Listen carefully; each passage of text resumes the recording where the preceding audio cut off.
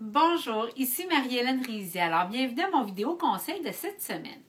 Mon vidéo cette semaine s'intitule Le puits de l'opportunité. C'est un conseil que je donne souvent à mes clients, mais cette semaine, je voulais le partager avec vous.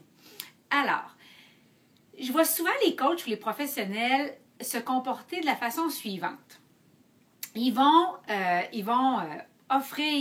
faire une offre à leur liste ou dans les médias sociaux. Il va se passer deux choses. La première, les gens, quand ils leur disent non, ils vont s'arrêter là. Ils ne représenteront plus l'offre ou ils avanceront plus dans leur marketing concernant cette proposition-là.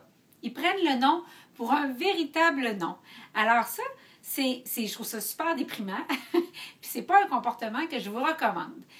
La deuxième chose, c'est qu'ils vont s'en aller dans toute une spirale au niveau psychologique, puis ils vont se dire « Ah ben ce que j'offre, c'est peut-être pas bon, peut-être que les gens ne sont pas intéressés, peut-être qu'il faut que je recommence tout. » Là, on arrête ça, la gang, puis c'est pas cette direction-là que je souhaite pour vous. Alors, voici ce que je vous recommande.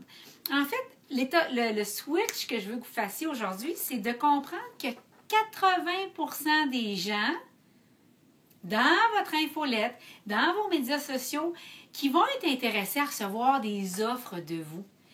Et de ce 80%-là, il y en a un autre 80% dans lequel vous pouvez retourner, proposer des offres, puis proposer des offres.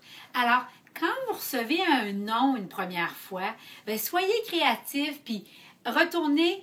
Parfois, c'est à la fin d'une conférence, les gens n'ont pas eu le temps de saisir votre offre. Fait que obtenez les noms puis relancez-les. Ou quand vous créez un nouveau programme, prenez le téléphone puis appelez vos anciens clients que vous avez aimé travailler avec puis proposez-leur à nouveau. Vous savez, s'il y a une chose que je veux que vous reteniez avec cette histoire-là de puits d'opportunité cette semaine, c'est pas prendre les choses personnellement. Deux, que c'est souvent juste une question mécanique de comment vous avez apporté les choses. Et troisièmement, souvenez-vous, les gens sont occupés.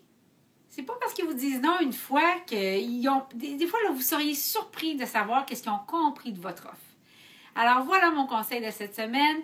N'hésitez pas à prendre une séance gratuite avec une de mes coachs leaders si vous voulez qu'on entende votre histoire et qu'on vous aide à aller plus loin dans votre propre pratique. Merci beaucoup. Bonne semaine.